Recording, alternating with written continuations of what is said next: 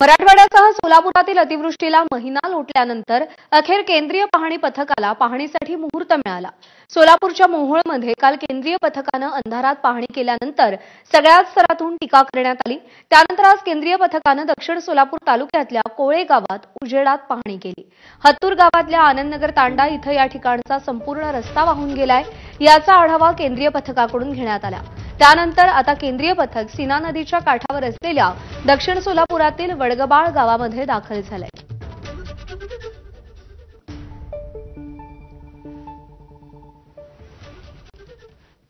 केंद्रीय पथक आमच्याशी बोलेल असं वाटलं होतं, मात्र पथकानं आमच्याशी कोणताही संवाद साधला नाही, अशी खंत हत्तूरमधल्या ग्रामस्थांनी व्यक्त केली आहे। दरम्यान हत्तूरमधल्या ग्रामस्थांचं काय म्हणणं आहे जाणून घेऊया।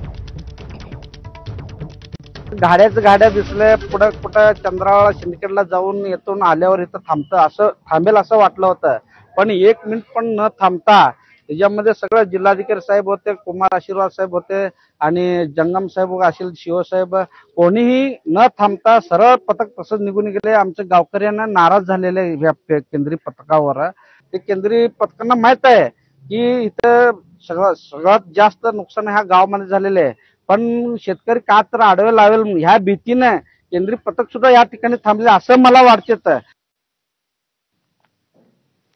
दरम्यान या संदर्भात सोलापूरच्या जिल्हाधिकाऱ्यांनी काय प्रतिक्रिया दिली आहे तीही आपण पाहूया। सोलापूरचे जिल्हाधिकारी कुमार आशीर्वाद आपल्या सोबत आहेत आणि नुकसानीची पाहणी जे ते करतायत। सर, केंद्राचं पथक पोहोचलेलं आहे, कशा पद्धतीनं पाहणी सुरू आहे? हो बघा, आज 7:30 वाजेपासून पाणी सुरू आहे। आता हत्तूर आम्ही पाहिला, त्या ठिकाणी ब्रिज जे कट ऑफ झालेला होता तो आम्ही पाहिला। आता मी वडगबालमध्ये आहो, यानंतर आम्ही तिऱ्हे आणि शिवणी उत्तर सोलापूरमध्ये जाणार आणि तिथून ते धाराशिवच्या पाहणी करण्यासाठी निघणार।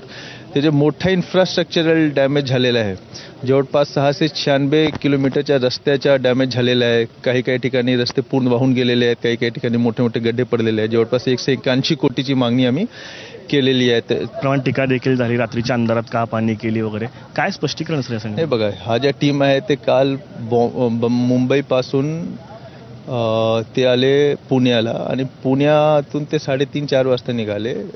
सोलापूर येताना त्यांनी एक इच्छा दर्शवली की आम्हाला रस्त्यामध्ये फक्त एक गाव पाहायचे। आता अंधारमध्ये काही पाहणी नाही करायचे, पण कुठल्या प्रकारचं हे झालेलं आहे तर मोहोळमध्ये आष्टी कोडेगाव मी त्याने घेऊन गेला, तर फक्त आम्ही दाखवलं की हा ज्या गाव आहे तुमच्या, हा ज्या गाव आहे ते खूप मोठ्या प्रमाणात तिथे नुकसान झालेलं होतं, पाणी घरात शिरला होता, तर पाहणी दौराचा भाग नव्हता। शेतकऱ्यांच्या अपेक्षा सर त्यांच्याशी देखील बोलावं, मात्र फक्त प्रशासनाकडनं माहिती घेतली जाते, आमच्याशी बोललं जात नाही असं शेतकऱ्यांचं म्हणणं आहे। नाही, शेतकऱ्यांच्या असा जेव्हा आम्ही ते आष्टी कोडेगावमध्ये गेलो होतो तेव्हा पण शेतकरी होते, आज आम्ही हत्तूरमध्ये गेले होते तेव्हा पण गर्दीमध्ये काही शेतकरी होते।